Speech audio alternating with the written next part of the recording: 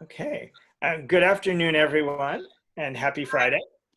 Uh, Uh, this is the 1 week anniversary of the start of these remote learning webinars, though it feels like we've been doing it for much longer. We've had more than 100 participants over the past week. I'm really excited to have you with us today. So on behalf of myself and my co-host, Ligaya Franklin, we are very excited to welcome Maria Agapito from BSEC Newark, who's going to present to us about Zoom. Now, we are in Zoom, so you've already learned something about it just by being here, but Maria will greatly enhance our knowledge of Zoom and what it can do, and she has already been using it since the start of the remote learning phase. So Maria, take it away.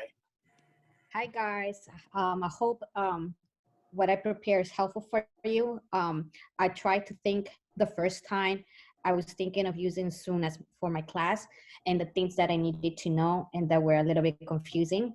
So the way I'm running this presentation will be, I will present a little bit first on how to get there, how to open your account and select the settings. And then after that, I'm planning to open an account with you. That is for my introduction to science.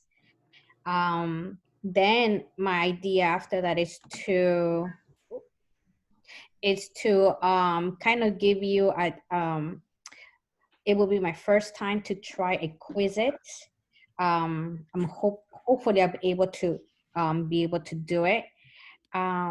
Besides that, that it's my, and the break rooms. I actually got yesterday trying to see how the break room works, and maybe we could do that together. So let's start. So here it's the way I first, when I opened my account, I basically did I Googled it Zoom, then I pressed sign in, and then I used my BSEC account. I know with certain platforms, in order to try to cross-talk to your students, sometimes you have to use your district email. And here I didn't have to. I just opened it with my BSEC and it was fine, because the thing that I'm going to be sharing with them will be the link. It's similar to what we did for this meeting, just the link. And how do I share the link? I basically will share that either if I'm using Google Classroom or Remind platform. So I use both. And the reason why I do both is because in Newark, basically we had an issue that some students, if they had an Android, they couldn't get access or they have difficulties getting to Google Classroom. So kind of thinking ahead, I decided to do both Google Classroom and Remind. And that way all the students are basically going to be able to have the same information. Here, then once you open your file, you will see that you will have your profile information. This meeting ID will always be there with you. This is what identifies you. You will have your URL whenever you want to have a particular meeting, per se, you could use that. But then it is here, if you look at the right, it says host a meeting. It is here that you basically click, and that is when you start developing your class, however you want to run it. So as you can see it in my profile, I have different classes that I'm running. And the reason I don't have to write those multiple classes, when you set up your classes, if you're meeting more than 1 day a week, the system will set up that already for you. So when you log into your account, you just say start meeting. You don't have to do anything else. So I'm going to walk you through that.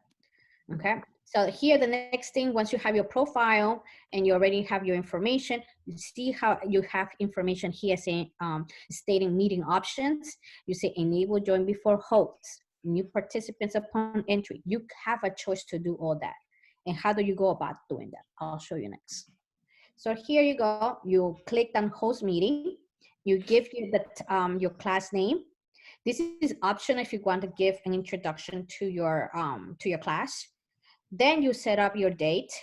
What day do you want to meet and at what time?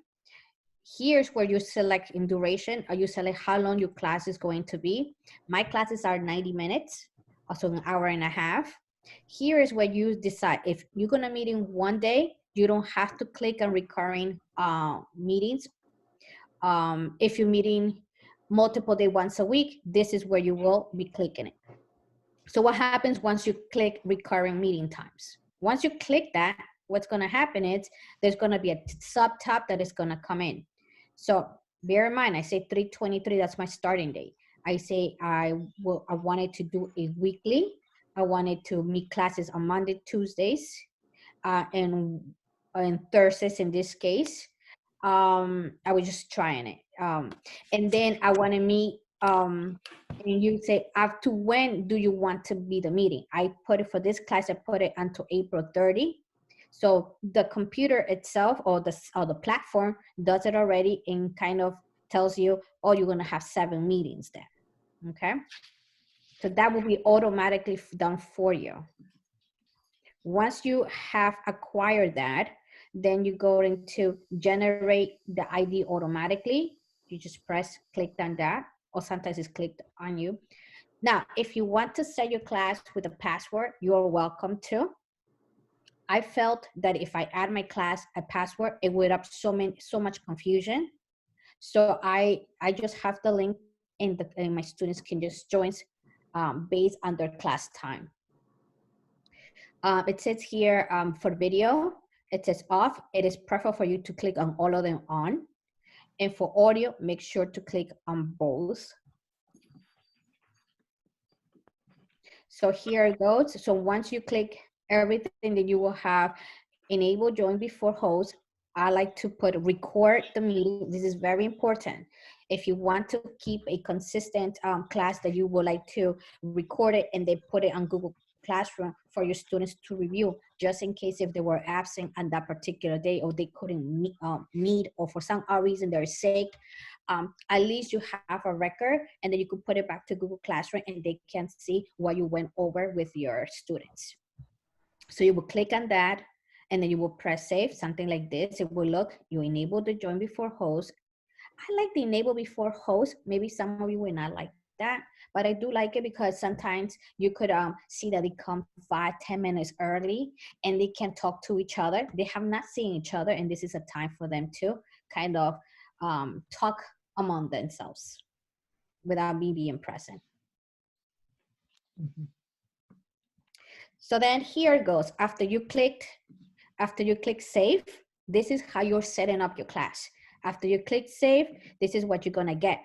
You're gonna get that your topic, your class title, you're gonna get that you have the options to add it to your Google Calendar, to your Outlook, or to Yahoo Calendar, depending on what particular email system you have. Okay, it tells you here, this is the very important part. See how does this join URL? This copy, the invitation is actually the invitation you will be sharing with your students. And this is the link that they will be logging in at the respective times to your class. So here is other things, what you already have done. This is just retelling you that when you set up this class, the video was on, participants will be on. You chose both of the types of audios. You enable that your host will be joining in before you, and that you're recording the particular class. Once this is all done, you say either start the meeting or you just log out. You could just say close the window.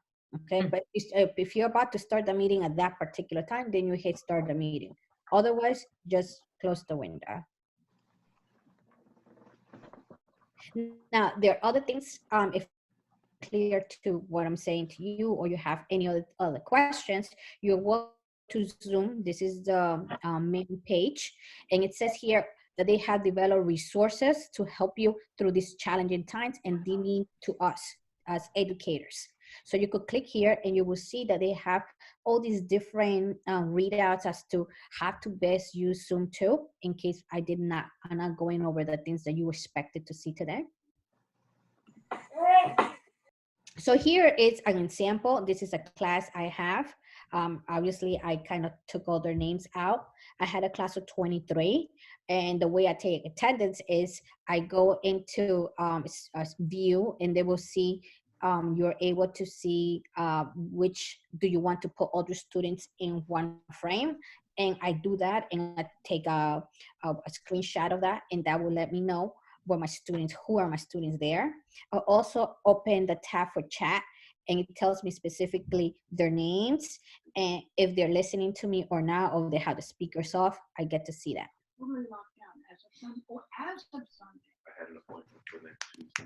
Then here it's how do I start?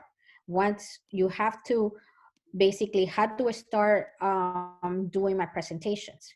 Once you have already taken attendance, in my case, then I hit the word share, which you will see here, share. And then from share, I have the options to choose what I want my audience to see. If I want them to see my presentation, if I want them to see another window in my desktop, do I want to use a whiteboard?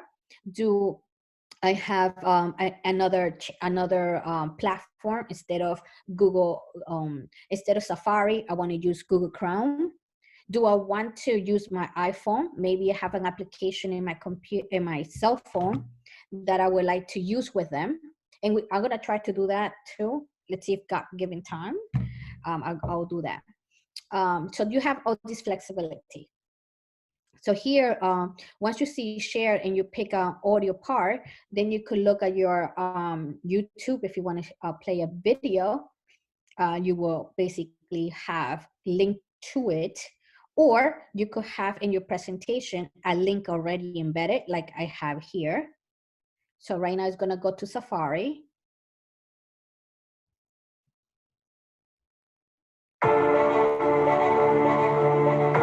And then I'm gonna go stop share and I'm gonna choose that particular window.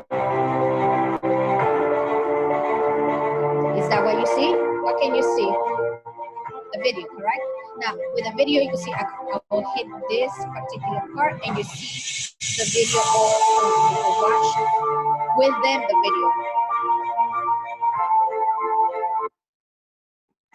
Eager to try to understand at least what caused the disorder in their kids. That's one particular part that I could do with them. The purpose of Walsh's work was initially to help families that might be carrying any defective genes causing microcephaly to plan their lives. We're able to offer those families predictive testing so that if they're planning on having additional children, we can tell them ahead of time whether that child is likely to be affected or not. So then I could just close it, go back. And then if I want to now go back to the presentation, then I'll come back to my presentation. The other thing is sampling the whiteboard. Same idea. You go back to your main window that allows you to see your microphone, your camera, how many participants are part of your class. You go to that click link that says new share. Instead of, you have the options, you will press whiteboard and then you hit share and this is what you see. What are you seeing right now? You should be seeing the whiteboard. Are you? Yes.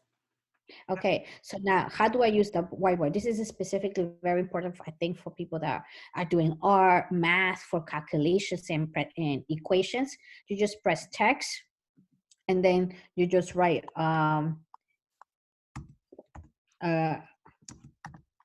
don't know, I'm gonna say Maria, FFW, whatever you want to write. That's a choice. Now, you want to change the color, okay? Here, this is not the only color. You go to format and you get to choose the ink that you want. You could also have drawings. You could add a particular arrow if you want to. You could also add objects, and you could make a particular rectangle, whatever you want to add. Okay, you could actually clear the whole thing, or you could erase it if you don't want this one, didn't work out. You want to clear the whole thing, clear all drawings, very easy.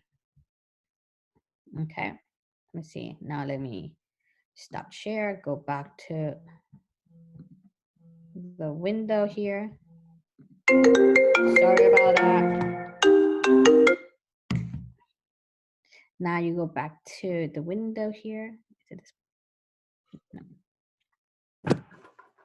Okay, so what I went over is this. Basically, you share it to your whiteboard, you select the text, then you select the color if you click here.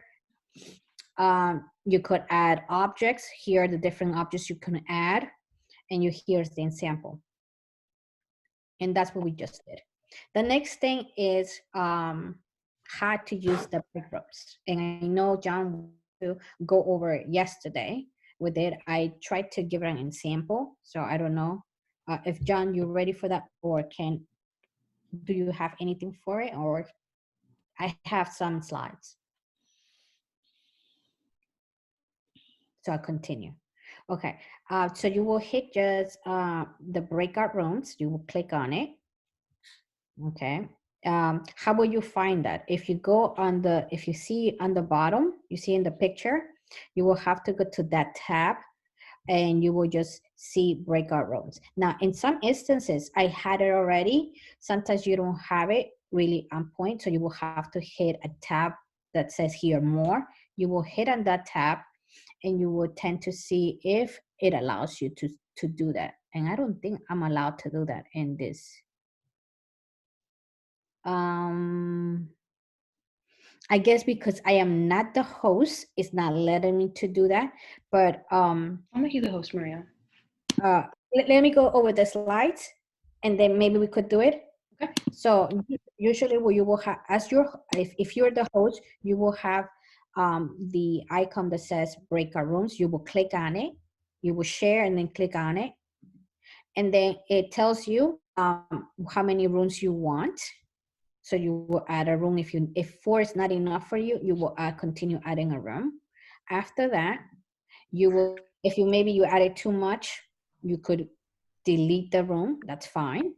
Then in order to find how many students are per room, you hit options, which is, once you hit options, then you have all these things you could do. You could allow participants to return to the main session at any time. 1, 2. You could time how long they're going to be in the break room. In this case, I chose 30 minutes. You could notify and give them some notification that all's up. You could give them a countdown after closing breakout room, and you set timer to 60 seconds. And that will let them know that you have 60 seconds, and then you go back to your main page. What else? You also, here when you hit recreate, you could tell them how many participants you want per room.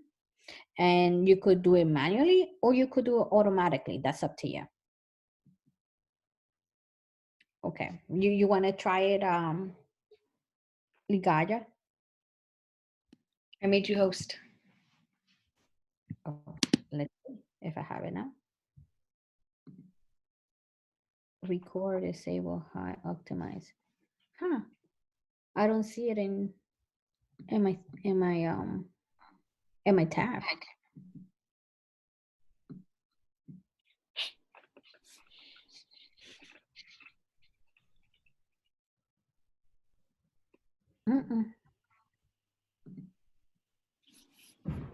I don't see it in my tab. Okay, so just maybe keep going and then we'll figure it out later. Yeah. So that's a way. If you will see it in your tab when you're I guess the host. Maybe we're sharing. Maybe something is up with that. Next, I wanted to recreate the class, so I am going to go and stop share. I'm gonna go here to open a new window. Can you see what I'm doing? Or no? No? Okay, don't worry. I'll share in a second.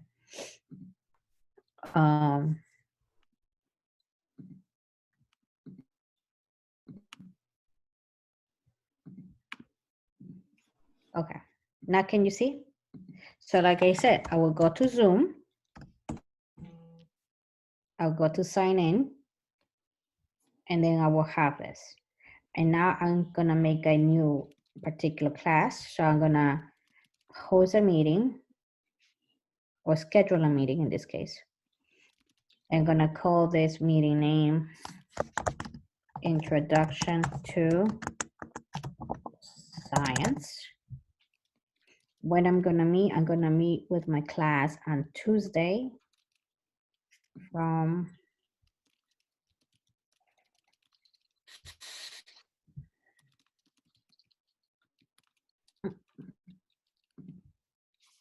10 a.m. And I'm gonna meet them for 1 hour. Is this gonna be a recurring meeting? Yes. It's gonna be weekly, once a week, only Tuesdays. When am I gonna stop? I'm gonna put it to May, hopefully. Maybe let's try it, just in case, you never know.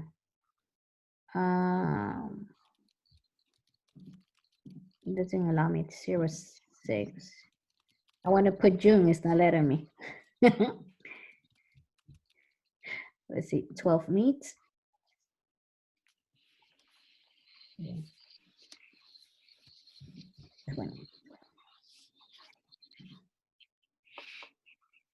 Okay, I'm not gonna put the required meeting password at all, but I do want them to have the on video. I want both audios, enable and record. See how it says breakout room pre-assigned? Okay, I could create them now. I'd rather create it when I see them. And that's it. And then I see here, I will save it. Then I will share this link, copy. Oops.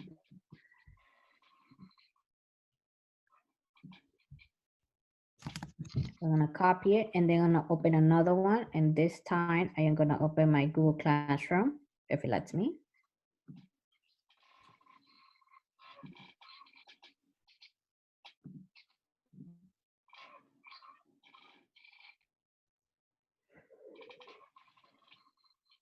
Then I'm gonna put it into my,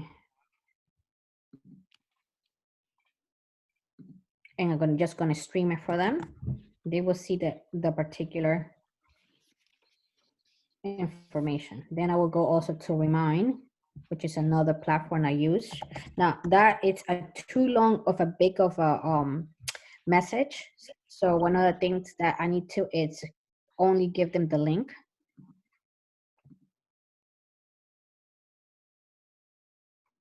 So for that class has in.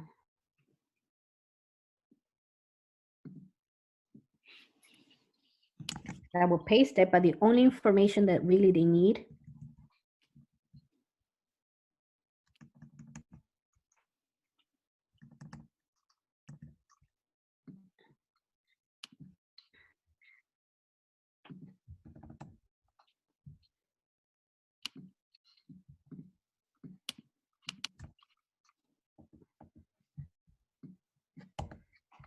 and then you could send them. And in that way now I reach not only my students that have been already logged in into Google Classroom, but also my students that have been in Remind. And that is basically do a class, very simple. The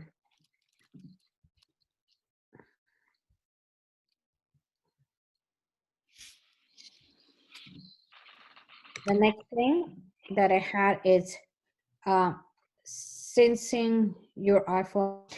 The other one I wanted to see is if we can, oh, what did I do? And we can do a quizzes. So quizzes, I think I'm gonna give credit to Dr. Morris. Dr. Morris was kept on telling me for about 2 weeks, Maria, this thing so quizzes, it's so good. And I was like, really? So let me go back. Let me share how to get to quizzes. I open my account and do this. This is just, okay. So I'm gonna go back to this link because that's where I was. Okay, so we're gonna do this just to show you how to get to quizzes. And let's see if they still kept me. Am I logged in?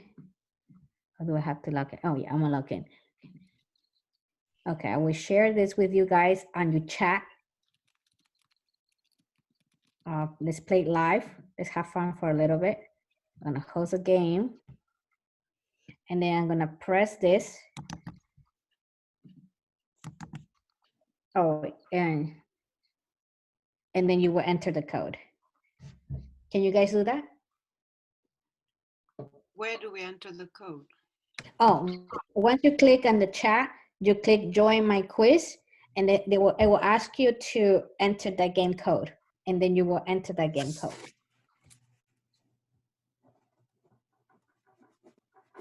Oh, how do I have the caption of what I'm saying? The reasoning that I have the caption is because when I open or I started my PowerPoint, I set it up that I have captions to be added. So that's part, not of Zoom, that is part of PowerPoint. Maria, I got a question. It's Sure. Lance. Hi, Van. Yeah, hi. It looks to me like you've jumped to another platform, but one that you find useful and one that you can incorporate into your Zoom meeting. Yeah, Is that I'm giving- right? That's right. I'm giving you options of the things that we can do.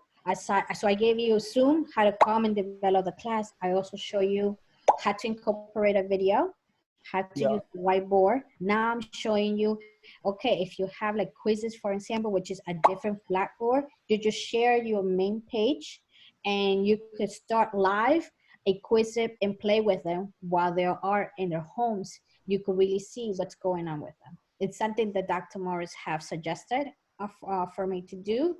And it's something that I yesterday was trying to try it. I was a little bit hesitant, and I was like, "Oh, I want to give it a try." Are you using it, or do you expect to use it as a way to just see how they're doing in a formative way, or to have fun, or do you expect to really give them quizzes and grade them with it? This is just for me to have fun, because eventually I'm gonna use the Google Classroom forms to develop my quizzes, and I will tell you what I'm gonna do when I do that.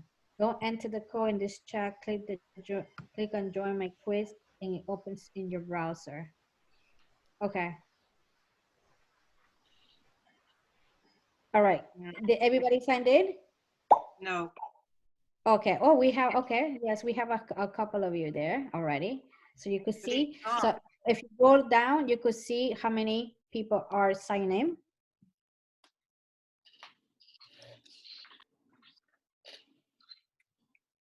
And actually, this is a Zoom quiz, FYI. I was able to find, and I Googled it, that they had actually a particular quiz on Zoom.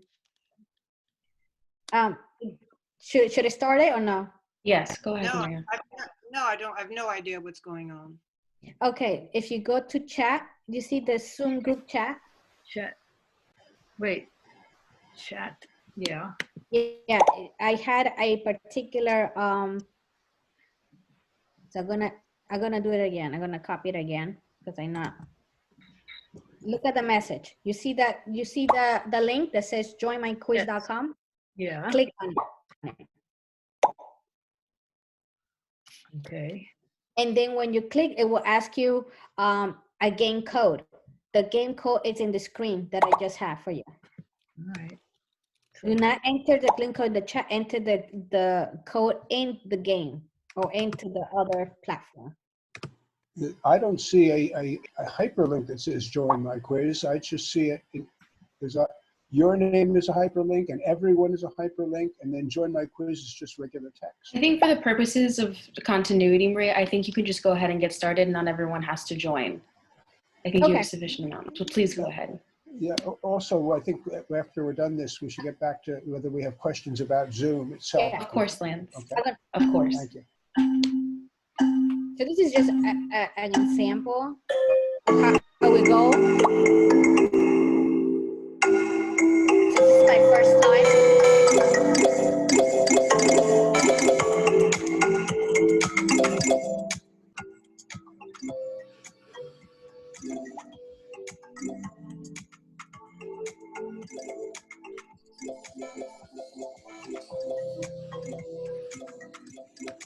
I could see, you could put into questions and you will see how many people are doing the questions and how many are getting correct.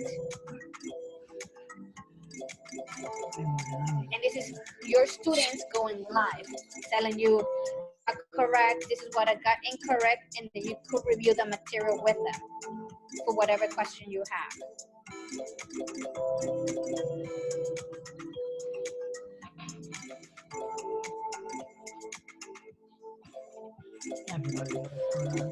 And then that's an example. Yeah, I think most of us are, yeah, very good.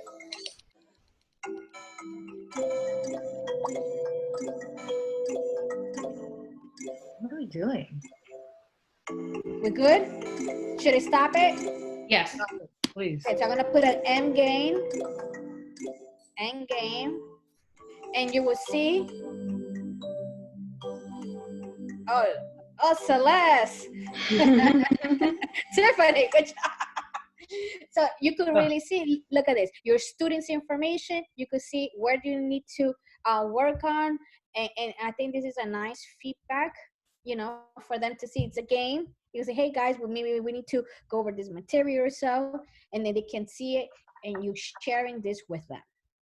That's the key thing, you know, you want to make sure that they are in, it's not true, it's a virtual class, but make it as fun as you can, because they're going through so much stress already, that this is something that you're joining in with them. And thank you, Dr. Moritz. You were right. This is amazing. You know, you actually, you got me through this. So let's go back to the presentation.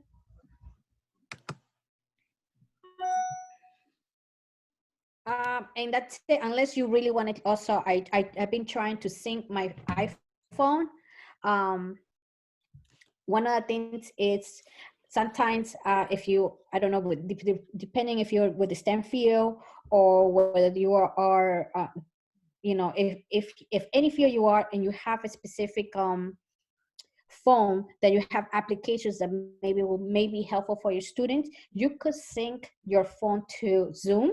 And actually you could visualize, let's just say if you want an application for the human body, an application to look at genetics. I found a couple of them. I'm trying to see if they're good to go over with my students. But the interesting is that you could sense your phone to Zoom. I don't know if you guys want to go over that, or am I going too much? I could go little by little. Let's start with Q&A, Maria. Okay. My preference would be to ask some questions about the basics before we go on to Yes, these other Lance, we're going to things. do Q&A as we speak. Yeah. So we've got a big group. I think what will help is if I can direct you to the Zoom function of the raise hand.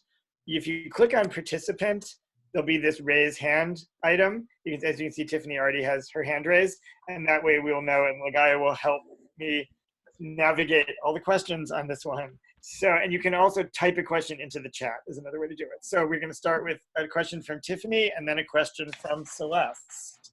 Oh, crap. Hello. And if you just say your name and what campus you're from, that'd be great. We've got a big group today. Okay.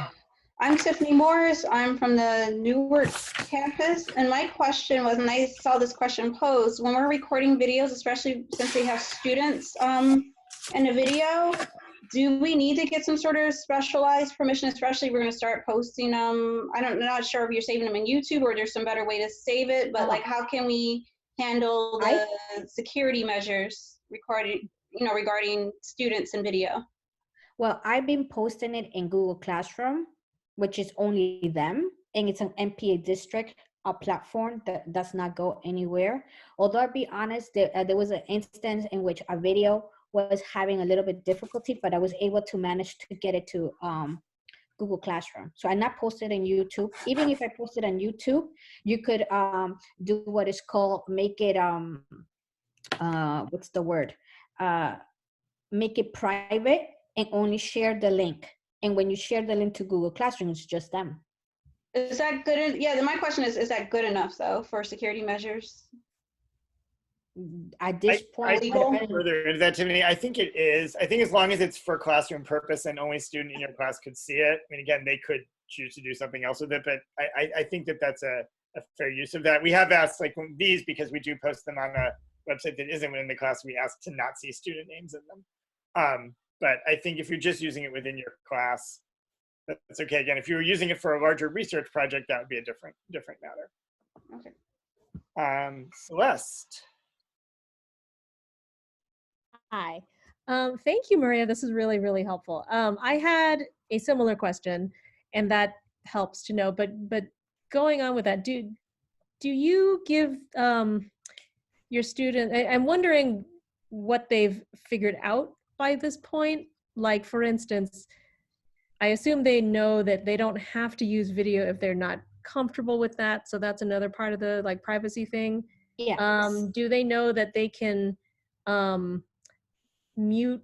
Let me think.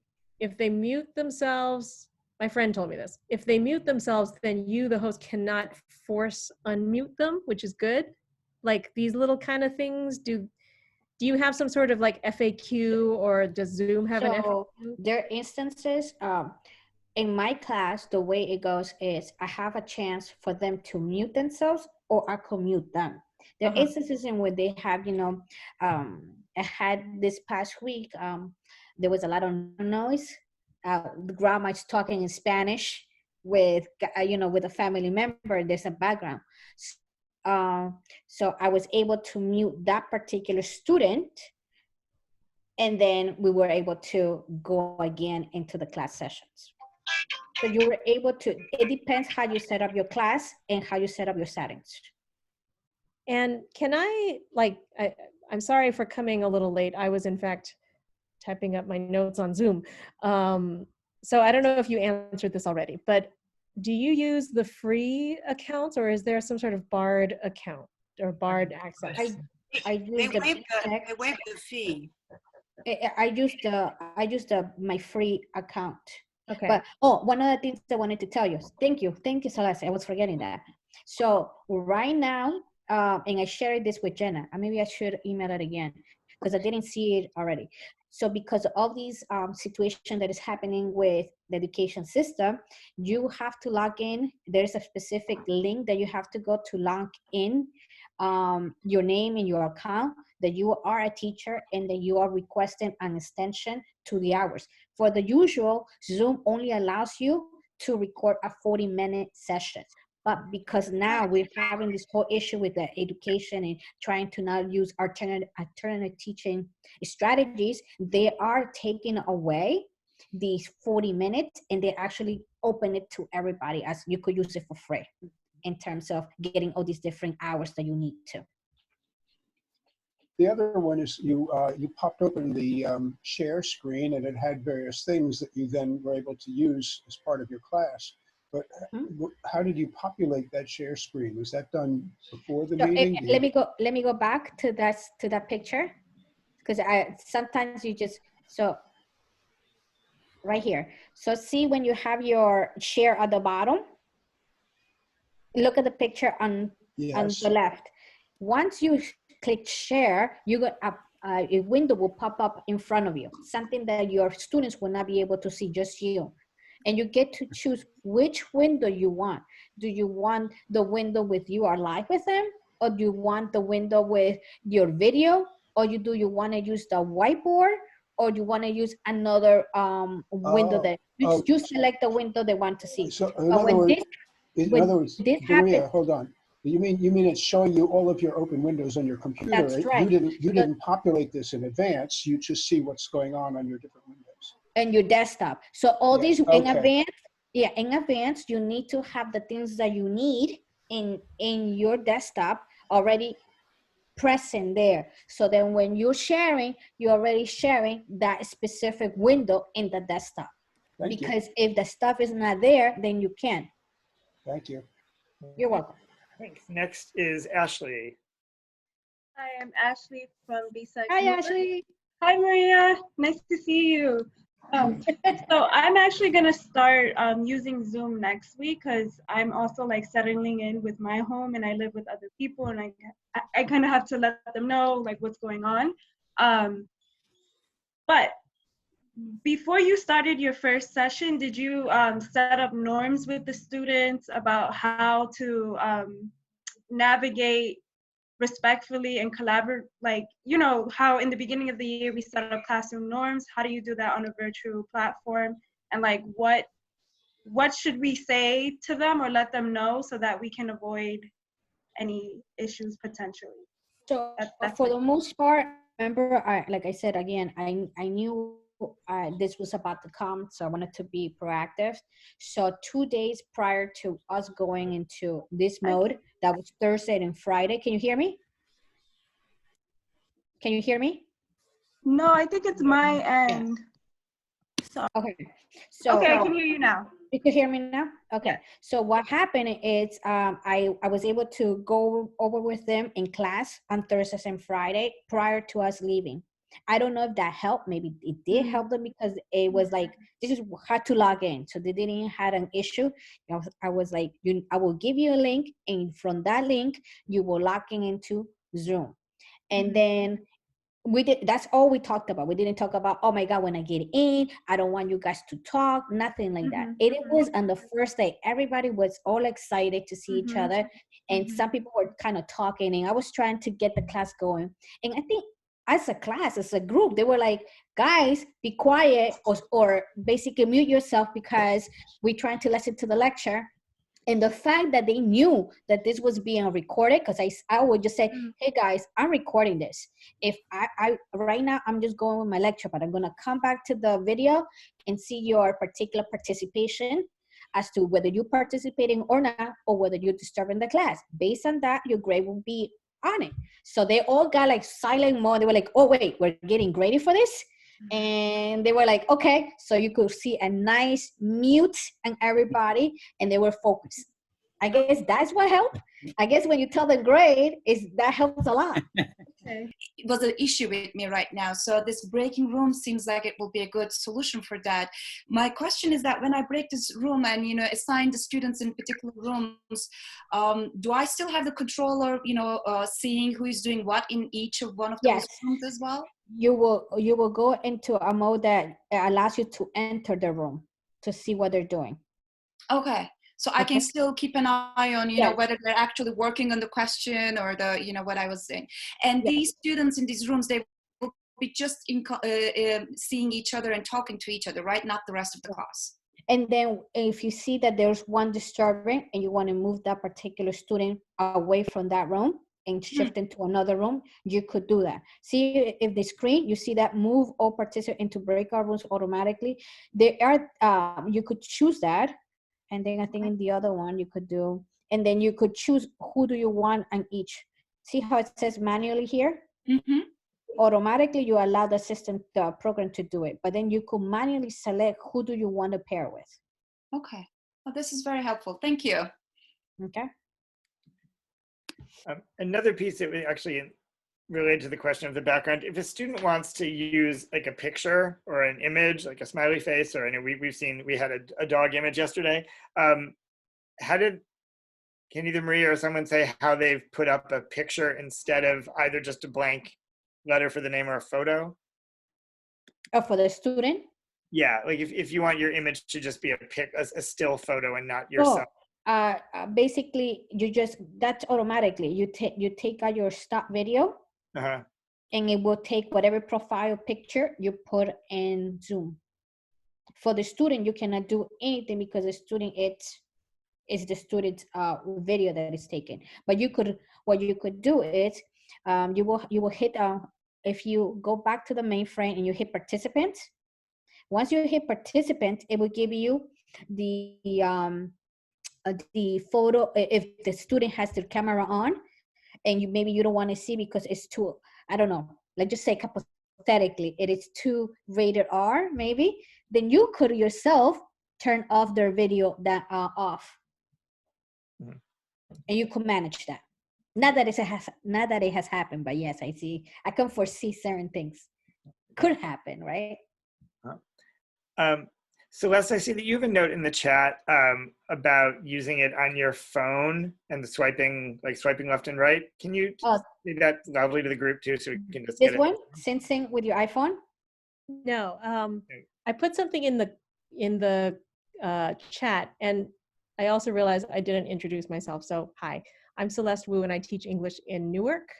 So I have a friend elsewhere, and she actually had to do a job interview and do a presentation via Zoom, and therefore I was her guinea pig. So I was lucky and I got to play around and learn various things. So we figured out that if I'm a participant and I'm, joining Zoom on my phone, as most of our students are, like right now I have a laptop, but there's all kinds of nice things about it. Like it's pretty intuitive, at least by, I think, student standards. And if you swipe left, it automatically mutes you and, I'm consulting my notes. It mutes you and the video goes away. So in other words, if I, as a participant, get suddenly interrupted or something embarrassing happens or whatever, I can like step away from the meeting and I can still hear what the presenter is saying, and then I can like get myself back in. Yes. And if you But swipe but right, you get the you gallery can, view.